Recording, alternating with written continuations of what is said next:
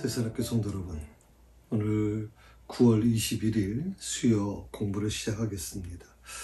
지난 주간은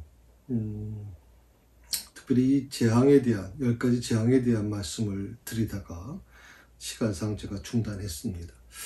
10가지 재앙이 우리에게 주는 의미가 뭔지, 단순히 이스라엘 백성들이 애굽을 탈출하는 데 있어서 바로 왕이 맡고 있기 때문에 바로 왕을 혼내주기 위해서 하나님이 10가지 재앙을 주셨다. 그렇게 우리가 상식적으로 그렇게 알고 왔었는데, 이 10가지 재앙은 단순히 그런 의미만이 있는 게 아니라는 거였죠. 10가지 재앙이 갖고 있는 의미가 굉장히 중요한 의미를 갖고 있습니다. 그것은 애굽이라고 하는 400년 동안 이스라엘 백성들이 그곳에 있으면서 하나님의 백성으로서 가지지 말아야 될 그 애굽의 습관들, 애굽의 그 신을 섬기는 것들, 그리고 여러 성적인 문제들, 이 모든 애굽의 관습들을 어떻게 떨쳐내고 하나님의 백성으로, 하나님의 나라를 세워가기 위한 백성으로서 거듭날 수 있을까 하는 것을 위해서 주신 게 바로 이 10가지 재앙입니다. 10가지 재앙은 애굽에 있었던 모든 것들을 하나하나 다 파괴시키는 겁니다. 이스라엘 백성들은 이 10가지 재앙을 겪으면서 애굽에 있던 것이 아무것도 아니구나, 오직 우리가 의지할 분은 오직 하나님밖에 없다라고 하는 것을 아마 처절하게 느꼈을 거라고 생각을 합니다. 그것은 바로가 마지막 10가지 재앙 앞에서 무너지죠. 그리고 자신을 하나님이 축복해줘야 자기가 살 거라고 생각하고 하나님의 축복을 오히려 이스라엘 백성들한테 요구하지 않습니까? 특히 모세에게 자신을 축복해달라고 요구하지 않습니까? 그리고 밤중에 서둘러 보내게 되죠. 제가 그 말씀을 드리면서 지난 주일날 말씀을 마무리했습니다. 오늘은 21절 들어가기 전에 조금 더 보완을 좀 하겠습니다. 특별히 하나님께서 하나님의 권능의 손으로, 강한 손으로 쳐야만 포기할 거라고 모세에게 그렇게 말씀하셨거든요. 잠언서 14장에 보게 되면 미련한 자는 교만하여서 입으로 매를 자청한다 했습니다. 바로가 꼭 그런 사람입니다. 바로가 꼭 그런 모습이죠. 얼마나 미련했으면 스스로 교만해서 입으로 매를 자청했죠. 9가지 재앙, 10가지 재앙까지 오는 과정에서 이 애굽은 아주 처절하게 무너집니다. 애굽은. 여러분, 아까 지난주에도 말씀드렸지만 애굽은 지금의 미국과 러시아, 중국과 같은 강대국입니다. 굉장한 힘을 갖고 있죠. 이 강대국들이 갖고 있는 잘못된 인식이 있죠. 특히 중국 사람들, 미국 사람도 마찬가지지만 중국 사람들 같은 경우 급성장하지 않았습니까? 그러다 보니까 대국이 갖고 있는 어떤 교만함, 이런 다른 민족을 무시하는 그런 어떤 잘못된 사상을 갖고 있는 분들이 있죠. 이 애굽의 바로가 바로 그런 모습이었는데, 하나님께서는 이미 모세에게 내 권능의 손, 강한 손으로 그를 쳐야만 포기할 거다, 그렇게 이미 예언하셨습니다. 하나님의 그 권능의 손, 강한 손으로 쳐야 된다. 강한 손이 어떤 손인가? 오늘 여기서 우리가 좀 생각해야 될 게 뭐냐면, 나를 인도하시는 하나님이 어떤 분이시냐라는 거예요. 우리 가정을 인도하시는 하나님이 어떤 분이시냐? 우리 새사랑교회를 인도하고 계시는 하나님이 어떤 분이시냐? 이 대한민국을 이끌어가고 계시는 하나님은 어떤 분이시냐? 요즘에 새로운 정부가 이제 세워지고 지금 몇 개월 지나지 않았습니까? 한 6개월, 7개월 정도 된 것 같은데, 참 우려가 많습니다. 그건 뭐냐면 대통령이 경험이 너무 없습니다. 우리 윤석열 대통령은 대통령이 되기 위한 준비가 거의 없다시피 했죠. 검찰총장으로서 이제 의롭게 그 일을 하다 보니까 국민의 지지를 받아서 이제 갑작스럽게 대통령이 되지 않았습니까? 그러니까 대통령이 되는데 준비가 별로 없는 거예요. 사람의 인맥도 별로 없죠. 그래서 많이 혼란스러워하고 있죠. 물론 국민들도 좀 불안해하는 것도 사실이지만, 그러나 한편으로 보면 이 위기를 잘 이겨냈을 때, 참, 자기 스스로 어떤 자기 사심이 없다면, 대통령으로서 경험이 좀 이루어지게 되면, 또 그 대통령 주변에 정말 일할 만한 사람들이 많이 모여들게 되면, 참 좋은 정부로 남을 수 있겠다 생각을 해봅니다. 자, 나를 인도하시는 하나님이 어떤 분이시냐? 그것은 바로 능력의 하나님이다 라고 얘기하고 있거든요. 그 능력의 하나님, 그 힘의 근원이 하나님께 있다는 것을 우리가 알게 되면, 우리가 생각하는 가치관이 달라질 거라고 생각을 해요. 적어도 달라질 겁니다. 변화가 일어날 거라고 생각을 하거든요. 사람들이요, 돈의 가치관에 빠지게 되면 그 돈을 가지고 돈 때문에 나타나는 여러 가지 모습들이 나타나지 않습니까? 어떻게 보면 그렇게 많은 돈을 벌어서 성공한 사람 같은 경우에는 오랫동안 같은 친구로 있던 사람들도 보게 되면 어느 날 전혀 다른 사람처럼 보이는 것처럼 느껴질 때가 있거든요. 오늘 이거 하나만 꼭 기억하세요. 나를 인도하시는 하나님은 어떤 분이다? 능력의 하나님이시다. 힘의 근원이 하나님께 있다. 이거 하나만 꼭 기억하세요. 여러분 자녀 때문에 고민 많죠? 자녀 때문에 정말 예수님께서도 막 울며 기도하라고 했는데, 울며 기도하라. 사실 그 자식 문제는 부모 마음대로 할 수 있는 게 아니잖아요. 그런데 한 가지 중요한 것은 오늘 내 자녀를 인도하시는 분이 누구냐? 하나님이 어떤 분이시냐? 그 하나님은 능력의 하나님이시다. 내 자녀를 바꾸실 거다. 내 자녀를 옳은 길로 인도해 나가실 것이다. 나는 혹시라도 자녀를 키우는데 실패할 수 있었지만 내 자녀의 하나님은 결코 포기하지 않으실 것이다. 저도 이런 믿음을 가지고 바라보면 너무 서둘지 않게 돼요. 너무 조급하지 않게 돼요. 여러분, 부모와 자식 간에 가장 문제가 뭐냐면 조급함 때문에 그래요. 너무 부모가 조급해요. 그래서 자식을 달달하거든, 닥달하거든. 그 자식은 또 자식대로 또 그런 부모를 보면서 힘들 수밖에 없는 거고. 그래서 힘의 원천 되시는 하나님께 맡기라 하는 말씀을 제가 드리고 싶어요. 이 다윗의 고백을 한번 보십시오. 나의 힘이 되신 여호와여, 내가 주를 사랑하나이다. 여호와는 나의 반석이시요 나의 요새시요 나를 건지시는 자시요 나의 하나님이시요 나의 피할 바이시요 나의 방패시요 나의 구원의 뿌리시요 나의 산성이시로다. 시편 18편 1절에서 2절 말씀입니다. 너무 좋은 말씀입니다. 나의 힘이 되신 여호와여, 내가 주를 사랑하나이다. 내가 주를 사랑하이다. 나의 힘이 되신 여호와, 나의 힘의 원천이 되시는 하나님, 내 모든 힘의 시작이 되시는 하나님, 그 하나님을 나는 사랑합니다. 다윗은 그렇게 고백하는 거예요. 그 하나님은 어떤 분이세요? 다윗에게 있어서 반석이시다. 그 하나님은 나의 요새시고, 그 하나님은 나를 건지시는 자시고, 그 하나님은 나의 하나님이시고, 그 하나님은 나의 피할 바이시고, 그 하나님은 방패시고, 그 하나님은 나의 구원의 뿌리시고, 그 하나님은 나의 산성이시다. 이 9가지 다윗이 고백한 하나님에 대한 고백. 다윗은 이 9가지 고백을 했어요. 하나님, 내가 믿는 하나님은 이런 분이에요. 반석이시고 요새시고 건지시는 자시고 하나님이시고 나의 피할 바이시고 나의 방패시고 나의 구원의 뿌리시고 나의 산성이신 하나님. 이 9가지 하나님에 대한 이 고백을 다윗은 했는데, 그렇다면 나는 하나님을 어떻게 고백하고 있는가? 나는 하나님을 어떻게 고백하고 있습니까? 사람마다 조금씩 다르겠죠. 저는 이렇게 고백합니다. 하나님은 나의 전부십니다. 백인범 목사의 하나님은 나의 전부십니다. 나의 전부. 그리고 나의 하나님은 나의 친구가 되십니다. 나의 친구가 되신 하나님. 자, 여러분의 하나님은 어떤 분이신가요? 여러분은 어떻게 하나님을 고백하시겠습니까? 너가 믿는 하나님은, 당신이 믿는 하나님은 어떤 분이세요? 라고 물어보면 어떤 하나님을 여러분 고백하시겠어요?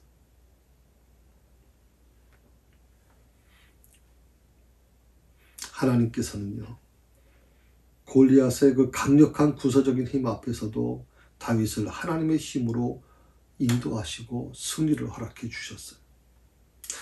사울이 아주 폭력적으로 다윗을 아주 억압합니다. 권력을 통해서 아주 억압하죠. 그때 하나님은요, 하나님의 힘으로 다윗을 인도하십니다. 그리고 죽음의 구렁텅이에서 살려주셨습니다. 그리고 다윗이 노년에 자식이 반역하여 압살론이죠. 압살론이 반역하여 정말 너무나도 힘든 시간을 보냈죠. 그때도 하나님은 하나님의 힘으로 다윗을 지켜주시고 인도해 주셨습니다. 모든 사람들이, 대부분의 사람들이 다윗을 배신하고, 왜? 아들이 반역한 아버지를 누가 인정하겠습니까? 아들이 반역했는데. 여러분, 사실 가족이 인정하지 않는 목사가 어떻게 목회를 제대로 해나가겠습니까? 다윗도 마찬가지죠. 그가 통일 왕국의 나라를 통일시키고 통일 왕국의 왕으로 지금 있다고 할지라도 그 아들 압살롬이 아버지를 인정하지 않는데 이스라엘 백성들이 어떻게 다윗 편에 섰겠습니까?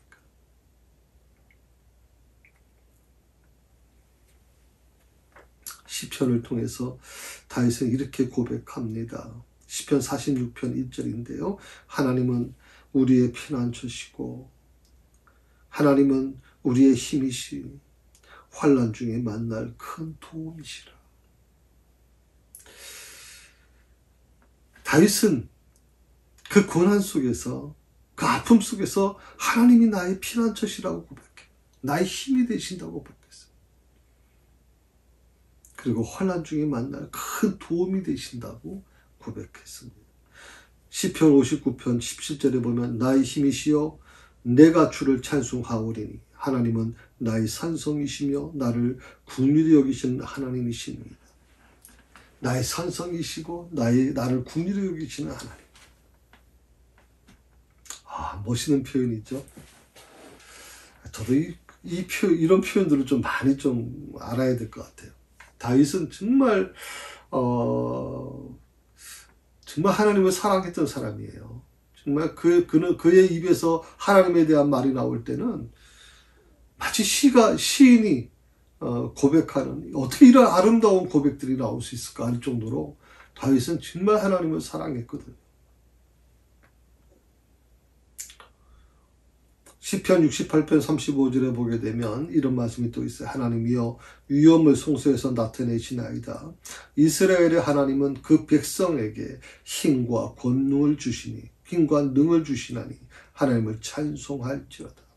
하나님은 그 백성에게 힘과 능을 주신다. 힘과 능력을 주신다. 혹시 너무 힘들어서 주저앉아 계십니까? 오늘 이 시편 68편에 있는 말씀을 기억하십시오. 힘과 능력을 주시는 하나님.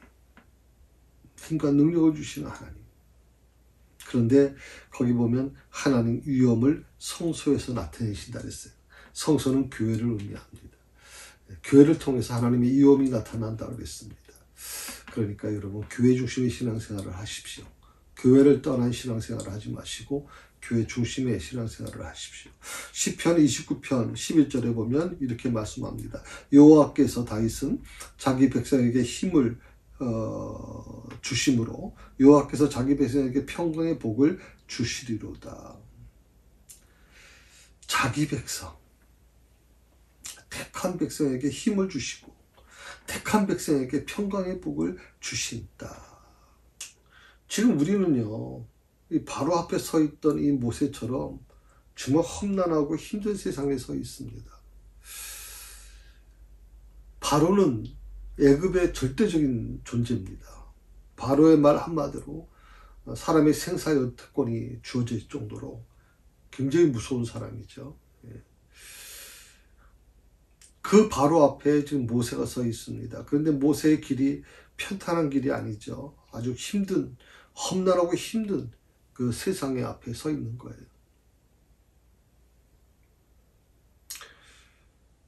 어쩌면 우리가 지금 서 있는 이 세상이 모세가 바로 앞에 서 있던 이 모습과 다를 게 뭐가 있을까 생각해 봤어요.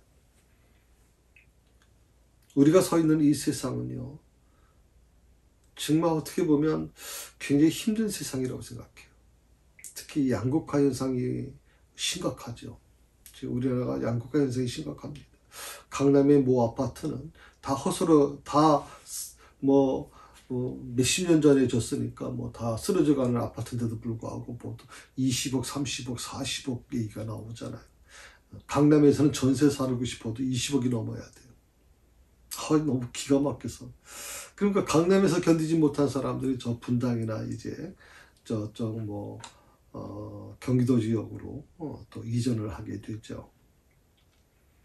이 양극화 현상이라는 게 얼마나 무서운지 몰라요. 온통 우리나라가 지금 외제차로 아주 가득 차버렸어요. 외제차 제일 많이 수입하는 나라 대한민국입니다. 돈만 벌었다 하면 그걸 과시하고 싶어서 외제차 사고 있는데, 물론 외제차 타는 거 잘못했다는 거 아닙니다. 그만한 어떤 능력이 되시는 분들은 타셔도 괜찮습니다. 그런데 지금 요즘 우리나라 같은 경우는 이제 렌트하는 경우가 많지 않습니까? 리스하는 데가 많아요. 그러다 보면 할부로 보통 130만 원, 150만 원을 내고 보통 외제차를 타시는 분들이 계세요. 특히 젊은 사람 중에서. 나중에 그것을 갚지 못하게 되면 결국 신용불량자가 되고 인생을 아주 구렁통으로 빠뜨리게 되잖아요. 어쩌면 이런 양극화 현상이라는 게 우리 사회의 젊은이들로 하여금 과거에는요, 어떻게든지 열심히 공부하고 열심히 기술을 배워서 그렇게 해서 이제 좋은 직장 들어가고 또 일터를 얻어서 이제 열심히 하면 성공할 수 있다. 개천에서 용이 날 수 있다. 그걸 우리는 저 같은 경우에도 70년, 80년대 그렇게 믿고 지내왔거든요. 그렇게 공부해 왔어요. 요즘에는 개천에서 용이 안 난대요. 이미 다 용은 따로 만들어진다는 거죠. 그러니까 점점점 사람들이 이 부분에 대해서 굉장히 심각하게 생각하고 있는 것 같아요. 특히 남성과 여성의 그 갈등이 얼마나 심각합니까? 남성, 여성의 그 갈등이 얼마나 심해요? 젠더 갈등이라고 이렇게 얘기하잖아요. 이번에 대통령 선거에서도 아주 굉장히 겉으로 드러났죠. 남성, 여성 지지하는 세력이 달랐잖아요.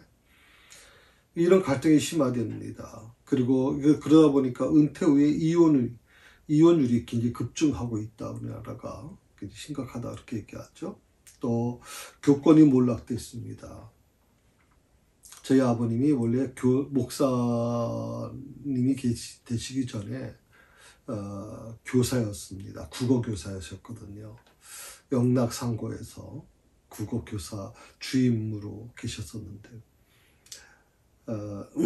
제가 저희 아버님 도시락을 이제 저희 어머님이 싸주시면 제가 유치원 때인가 그런데 그 도시락을 가지고 갑니다. 학교 사택에 있었기 때문에.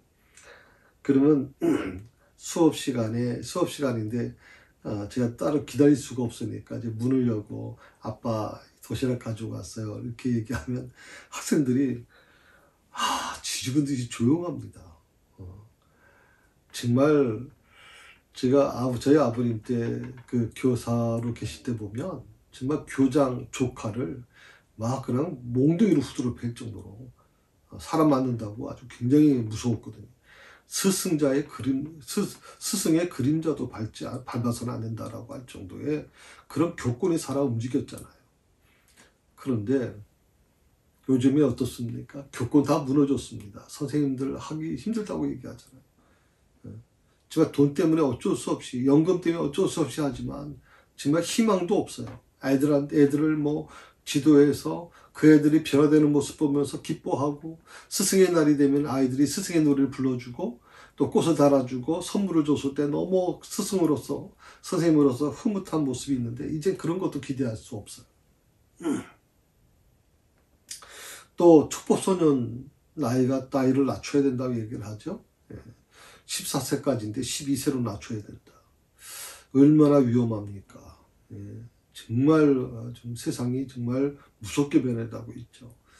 또 교회 안에 목회자들의 추락이 지금 성도들의 추락이 지금 정신을 감당할 수 없을 정도로 좀 추락돼 가고 있지 않습니까? 우리가 서 있는 이 세상도 만만치 않아요. 정말 힘든 세상을 우리가 살아가고 있어요. 그럴 때 저는 이 다윗의 고백을 우리가 기억했으면 좋겠어요. 힘의 근원이신 우리 하나님, 나의 하나님이 그 능력으로 나를 이끌어 주신다. 힘의 근원이신 나의 하나님이 그 하나님의 능력으로 우리 자식들을 이끌어 주실 것이다. 그것을 좀 확신하고 살아갔으면 좋겠어요. 그리고 더 주님을 의지하고 앞을 향해 나갔으면 좋겠습니다. 성경은 말합니다. 너희 성도들아 여호와를 경외하라. 저를 경외하는 자에게는 부족함이 없도다. 아멘. 여호와를 의지하라. 그는 너희 도움이시고 너희 방패시로다. 참 시편에 있는 말씀은 아주 참 귀한 말씀들이에요. 첫 번에 말씀드렸던 건 시편 34편이고 지금 말씀드리는 건 시편 115편인데, 자, 우리 하나님은 오늘 우리를 하나님의 능력으로 가나안 땅으로 이끌어 가세요. 희망의 땅, 저 젖과 꿀이 흐르는 땅. 어떻게 보면 이스라엘 백성들이 40년 광야 생활을 이길 수 있었던 이유는 바로 이 가나안 땅에 대한 희망이 있었기 때문에 그랬을 겁니다. 하나님은 바로 우리를 이렇게 이끌어 주신 분입니다. 지금 우리 가정이 많이 힘들고 우리 자녀들이 많이 힘들 수 있어요. 우리가 지금 서 있는 이 세상, 맞닥뜨리고 있는 이 세상이 만만치 않아요. 점점 더 어려워집니다. 점점 더 어려워집니다. 그러나 한 가지 분명한 것은 하나님은 하나님의 능력으로 하나님의 택한 백성들, 그들을 포기하지 않으시고 끝까지 가나안 땅으로 이끌어 주시는 하나님이시다. 그걸 꼭 기억하시면 좋겠어요. 자, 세 번째인데 제가 첫 번째, 두 번째를 말씀을 드렸었죠. 하나님께서 이스라엘 민족을 이제 인도하시는데 세 가지 해결할 문제가 있다고 그랬어요. 첫 번째 문제가 뭐라 그랬어요? 이스라엘 사람들에게 가서 자존하시는 야훼 하나님께서 보냈다고 말하면 그들이 모세의 말을 듣고 따르겠냐는 거였죠. 하나님이 나를 보내셨습니다라고 말하면 이스라엘 백성들이 모세의 말을 듣고 따르겠냐는 거죠.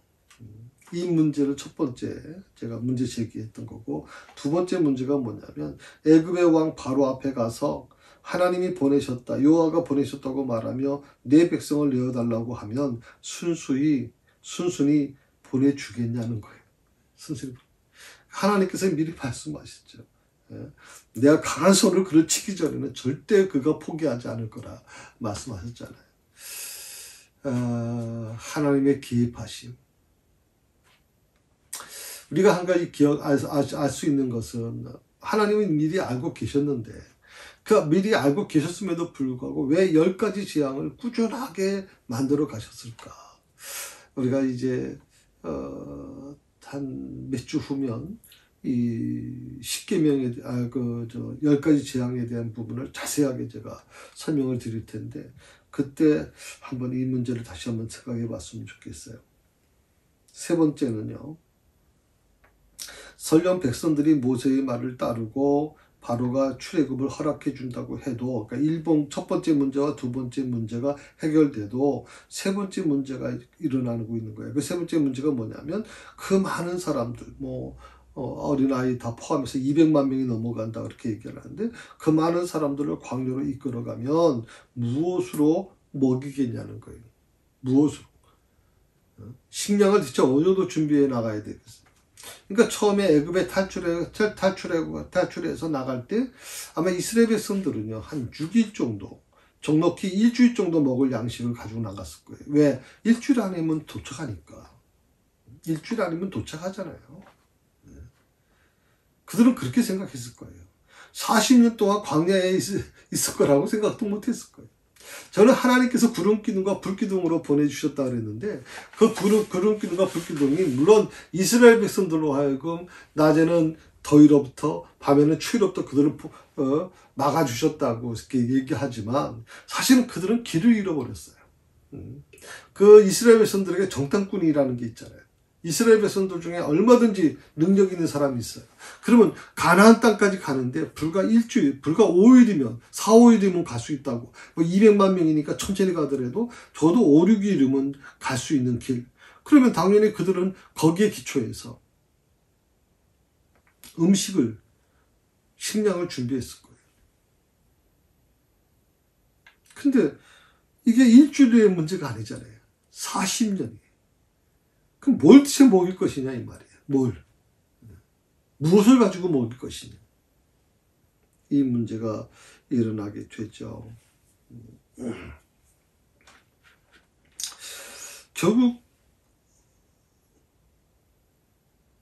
모세에게 당면한 문제는 200만 명이나 넘는 이 백성을 어떻게 먹일 것인가라고 하는 바로 돈 문제예요. 돈 문제. 참 모세가 맞닥뜨린 이 세 번째 문제는 결코 만만치 않죠.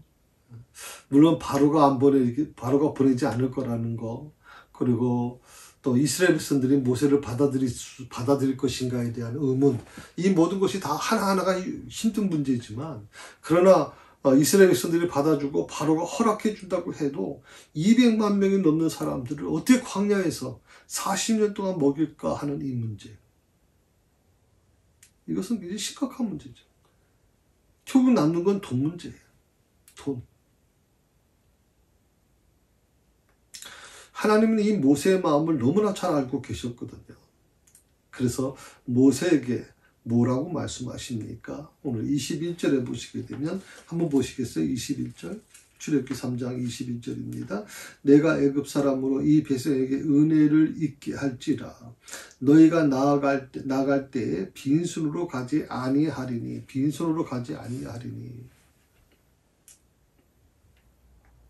하나님이 애굽 사람들의 마음을 움직여서 애굽 사람에게 은혜를 입도록 하겠다는 거예요. 어떻게 은혜를 입힌다는 거예요? 애굽 사람들로에게 은금과 의복을 구하라고 하는 거예요.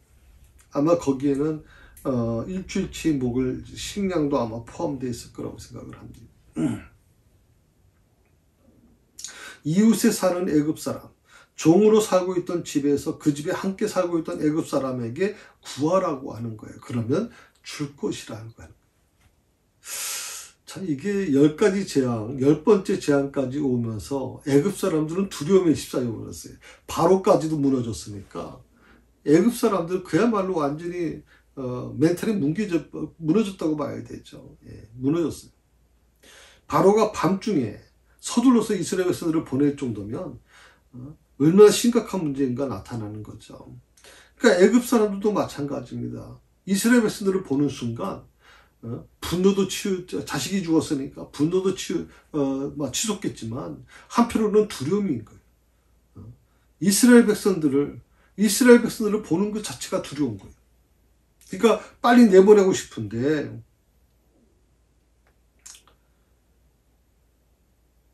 그런데 놀랍게도 이게 정상적인 거라면요. 이스라엘 백성들이 금폐물을 달라 하면 주겠습니까, 여러분? 누가 주겠습니까? 근데 오늘 말씀해 보는 준다는 거예요.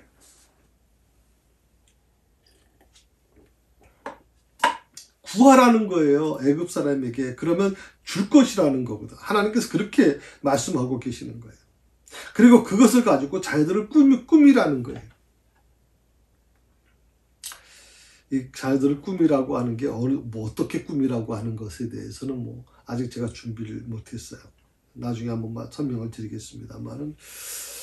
근데 이것을 보게 되면 마치 그 이스라엘 사람들이 이 애굽 사람들의 그 물건을 마치 착취하는 것처럼 취하라고 하는 것처럼 들려져요.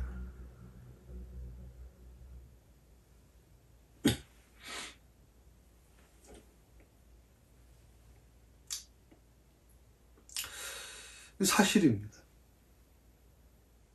어떻게 보면 이스라엘 백성들이 애굽을 출애굽할 때 노예처럼 비참하게 쫓겨나지 않을 거라는 걸 하나님께서 약속하시는 거예요.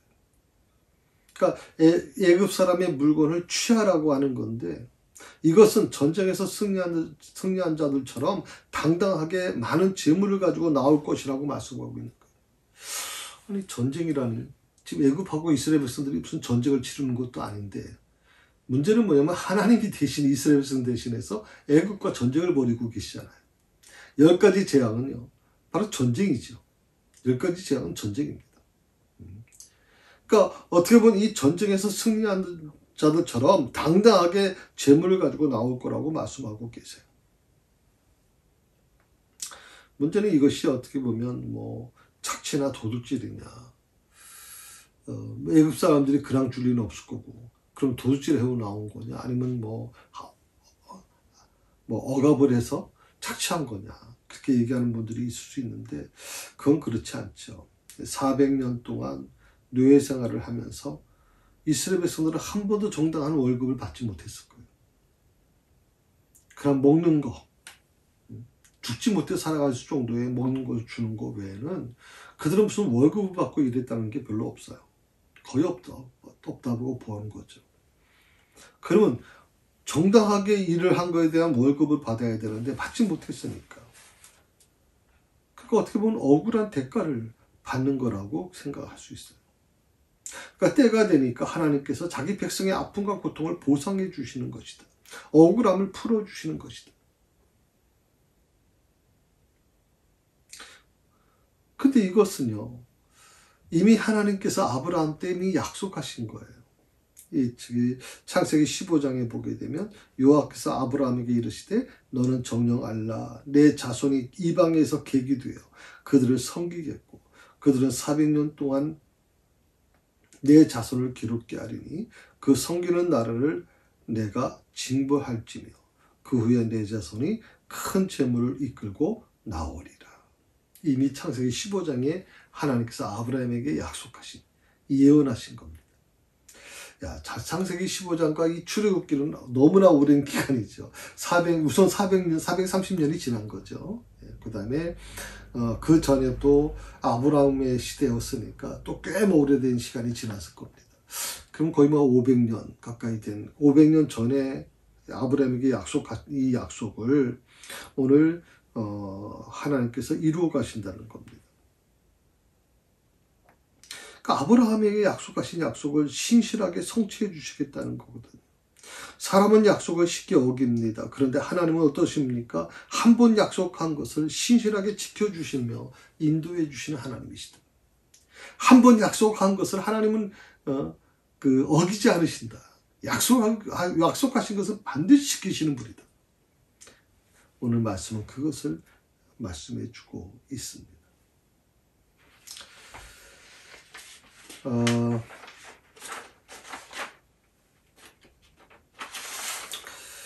출애굽기 12장 35절 한번 말씀 보시게 되면 한번 보세요. 여러분 12장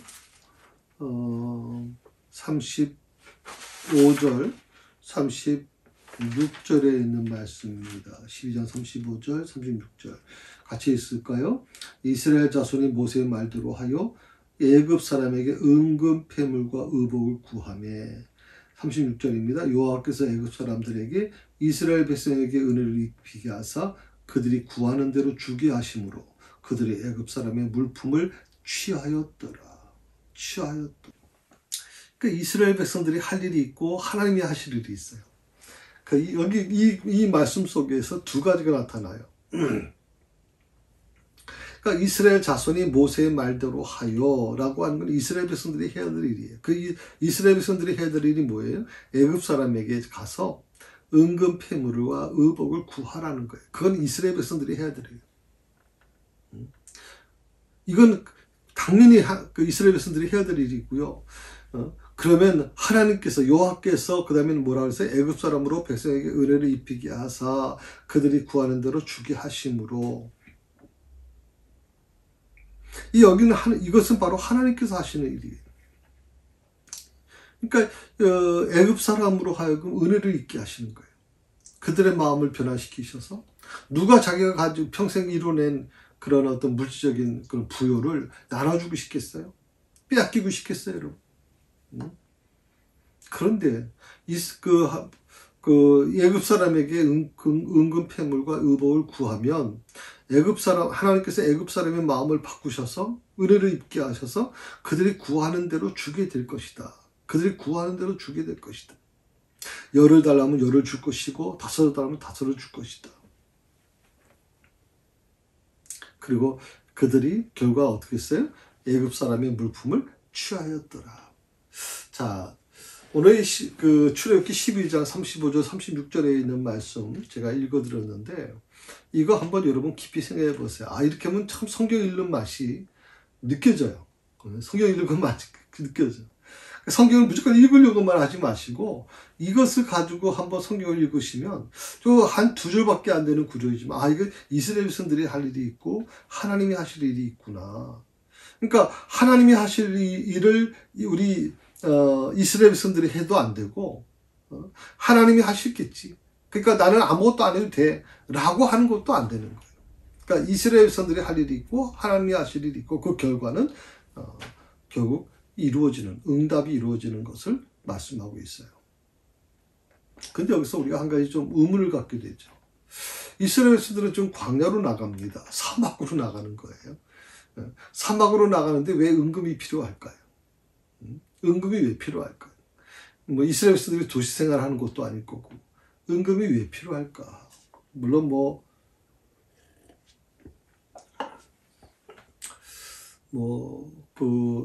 사막을 지나가다가 다른 부족을 만나서 금으로 이제 서로 거래할 수 있을지는 모르겠습니다만은 은금이 필요한 것보다는 뭐가 필요해요?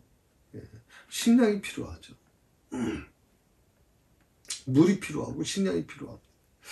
왜 옷이 필요할까요? 광야에서 무슨 패션쇼 할 일이 있어요? 그런데 왜 하나님께서는 의복을 준비하라고 그랬어요? 의복까지도 받아 나오라고 하는 거거든. 광야에서 중요한 것은 먹을 겁니다. 은금은 오히려 거치장스러울 수 있어요. 정말 모세가 걱정하는 이 먹는 문제는 어떤 심각한 문제라고 생각해요. 그것은 돈과 연루된 거예요. 은과 금으로도 해결할 수 없는 거예요. 은과 금을 가지고도 해결할 수 없는 먹는 문제는. 사막에서는 지금 당장 물이 필요하고 먹는 게 필요해요. 금은 사막에서 무슨 소용이 있겠어요? 그 먹는 문제, 모세가 걱정하는 이 돈 문제. 하나님께서 놀랍게도 광야에서 만나와 매출하기로 해결해 주세요. 돈 한 푼 들이지 아니하고 세상에 만나와 매출하기로 40년을 먹여 살려요. 그것도 배 터지라고 양까지 조절하지 않으시잖아요. 마음껏 먹고 싶을 때까지 먹으라.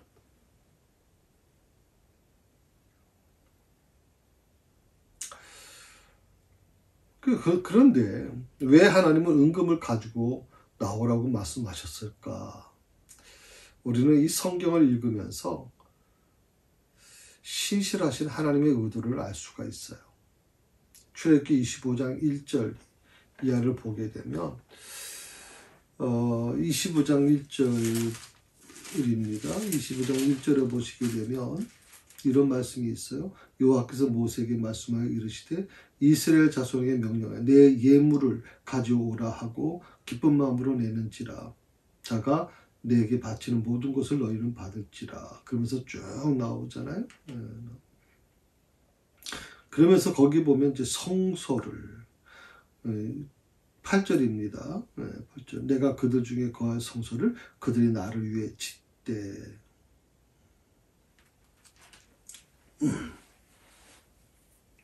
성소를 지키기 위해서 필요한 거예요. 이스라엘 자손에게 하나님께서는 예물을 가져오라 하시잖아요. 조건은 한 가지입니다. 즐거운 마음으로 내는 자여야 됩니다.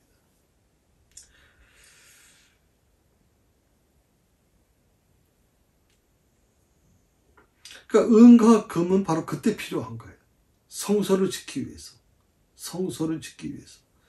이 성소는 아마 그 성막에 대한, 성막의 부분이겠죠. 성막을 짓는데 필요한 부분이에요. 성소를 지어서, 하나님께 제사 드리기 위해서, 속죄제를 드리게 합니다. 그리고 속건제를 드리게 하죠. 감사제를 드리게 합니다.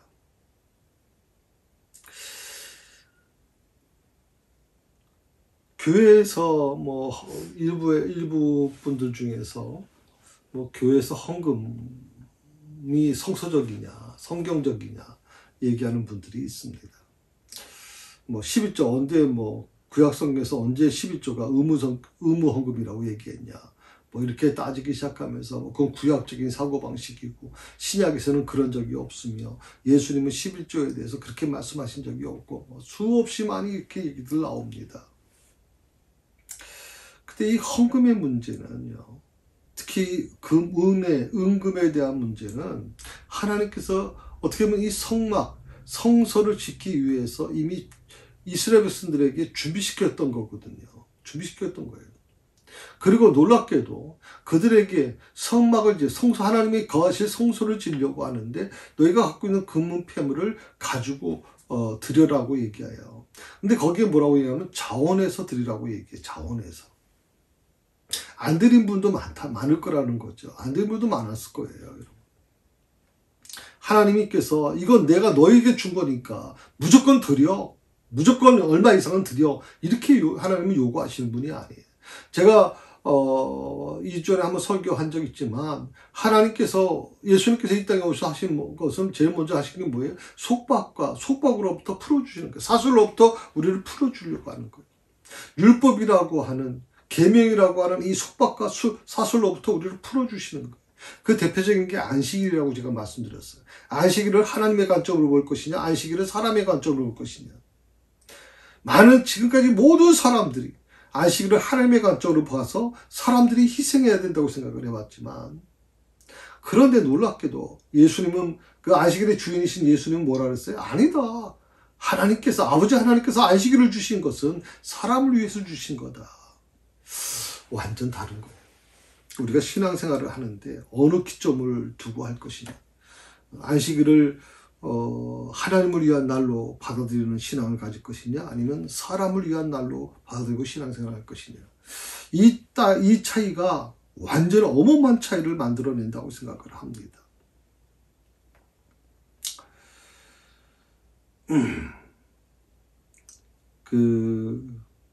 하나님은 약속하신 것을 반드시 성취하시는 하나님이라 이렇게 성경은 얘기하고 있거든요. 신실하신 하나님이 우리를 인도하시기 때문에 우리는 믿고 따를 수 있는 것이죠. 그래서 하나님은 우리가 아멘으로 고백할 수 있으신 하나님이시다. 복음성에 보면 신실하신 하나님이라는 그런 곡이 있어요. 근데 오 신실하신 주라고 하는 곡인데, 내 너를 떠나지 않으리라, 내 너를 버리지도 않으리라, 약속하신 주님, 그 약속을 지키사 이후로도 영원토록 나를 지키시리라 확신하네. 오 신실하신 주님, 내가 너를 떠나지 않을 것이다. 내가 너를 버리지 않을 것이다. 그래요. 내가 믿는 하나님은 신실하신 분이에요. 이 세상 사람들이 다 나를 버려도 그 하나님은 나를 버리지 않으십니다. 내가 흘리는 눈물의 의미를 알고 계시고, 그 깊숙한 곳에서 어떤 사람도 해결해 주지 못하는, 위로해 주지 못하는 것을 우리 성령님께서 위로해 주신다. 나는 변할지라도 끝까지 나를 믿어주시고 인도해 주시는 그 신실하신 하나님의 인도를 우리 모두 받아야 될 것입니다. 이익에 따라, 기분에 따라 약속을 헌시장처럼 버리는 그런 인간들을 의지하지 마십시오. 하나님은 말씀하십니다. 민수기 23장에서 하나님은 인생이 아니시니 시건치 않으시고 인자가 아니시니 후회가 없으시도다. 어찌 그 말씀하신 바를 행치 아니시며 하신 말씀을 실행치 아니하시리. 말씀하신 것을 행치 않으실 것인가? 하신 말씀을 실행치 않으실 것인가? 하나님은 반드시 그것을 이루실 것이다. 이유가 뭐냐면 하나님은 인생이 아니시기 때문에. 그렇습니다. 하나님은 절대 시건치 않으십니다. 복을 주신다고 하면 복을 주십니다. 벌을 주시겠다고 하면 벌을 주십니다. 그런즉 알라 오직 내 하나님 여호와는 하나님이시요 진실하신 하나님이시라. 그를 사랑하고 그 계명을 지킨 자에게는 천대까지 그 언약을 이행하시며 인애를 베푸시되. 신명기 10장에 있는 말씀입니다.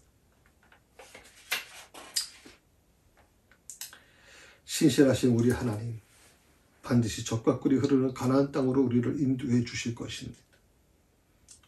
성도 여러분 기억하십시오. 우리는 길에 혼자 있는 게 아닙니다. 하나님과 함께 있습니다. 그 하나님은 전능하신 분입니다.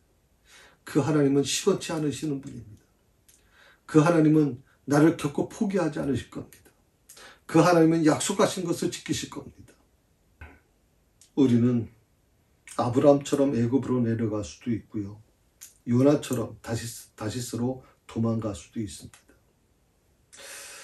어쩌면 하나님은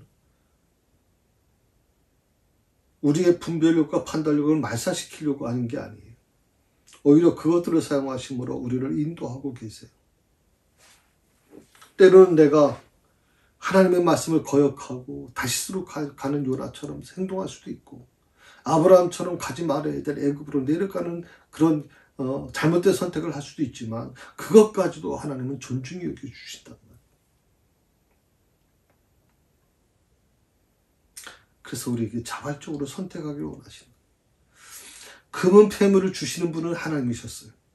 애굽 사람들의 마음을 감동시켜서 그들이 자유롭게 이스라엘 백성들이 요구하는 대로 다 물건을 내줬단 말이에요. 그런데 이제 하나님께서 하나님의 전을 지려고 그래요. 하나님이 머물 수 있는 성소를 지려고 하는데, 놀랍게도 하나님은 뭐라고 그러십니까? 자원하는 마음으로 드리라고 얘기해요. 자원하는 마음. 인색한 마음으로 드리지 말고 자원하는 마음으로 드리라고 그래요. 그게 헌금의 중심이에요. 헌금의 원리예요, 여러분. 여러분의 헌금이 의무적으로 드리려고 하지 마세요. 여러분이 드리는 헌금은 자원하는 마음으로 드리시고 감동에 넘치는 헌금이 돼야지, 그것을 무슨 이것 따지고 저것 따지면서 그렇게 드리는 헌금을 하나님이 바라시겠습니까? 하나님이 뭐가 부족하셔서 여러분에게 그걸 요구하시겠습니까? 때로는 분간하기 힘들 때, 선택하는 게 굉장히 힘들 때, 우리가 기도하는 동안 성령께서 어떤 길이 하나님의 뜻인지 깊은 확신을 주실 때가 있어요. 나의 정당화가 아니라 하나님의 뜻을 찾게 하신단 말이죠. 하나님은 오늘도 하나님의 지혜로 오늘도 우리를 인도해 나가십니다. 하나님은 하나님의 능력으로 우리를 인도해 가십니다. 하나님은 하나님의 신실하심으로 오늘도 우리를 인도해 주십니다. 하나님은 말씀합니다. 시편 37편에 있는 말씀입니다. 또 여호와를 기뻐하라. 저가 내 마음의 소원을 이루어 주시리로다. 너의 길을 여호와께 맡기라. 저를 의지하면 저가 이루시고 내 의를 빛같이 나타내시며 내 공의를 정의의 빛같이 하시리로다. 아멘. 너의 길을 여호와께 맡기라. 저를 의지하면 어떻게? 저가 이루신다. 내 의를 빛같이 나타내실 것이다. 그리고 내 공의를 정의의 빛같이 하실 것이다. 아멘. 우리는 이런 하나님을 믿습니다. 그리고 그 하나님을 의지합니다. 그 하나님은 절대로 입에서 다른 말을 하시는 분이 아닙니다. 세상은 우리를 속일 수 있습니다. 사람들은 오늘 약속을 허시처럼 버릴 수 있습니다. 그런데 하나님은 그렇지 않습니다. 하나님이 하신 말씀은 결코 시건치 않습니다. 하나님이 하신 말씀은 결코 땅에 떨어지는 법이 없습니다. 오늘 그 약속을 믿으시고 오늘도 승리할 수 있기를 바랍니다. 다음 주부터는 4장을 이제 공부하게 됩니다. 그래서 3장을 가지고 지금 10주 가까이 지금 공부를 했습니다. 그래서 4장의 말씀을 통해서 좀 또 새로운 하나님의 나라를 또 하나님의 뜻을 우리가 깨달았으면 좋겠다 생각이 들고, 다음 주 주일날 이번 주 주일이죠. 이번 주 주일날 4장에 대한 교재를 여러분 주보 간지로 나눠드리도록 하겠습니다. 예, 기도하십시다. 하나님 감사합니다. 3장 있는 말씀을 10주에 걸쳐서 모두 이제 마쳤습니다.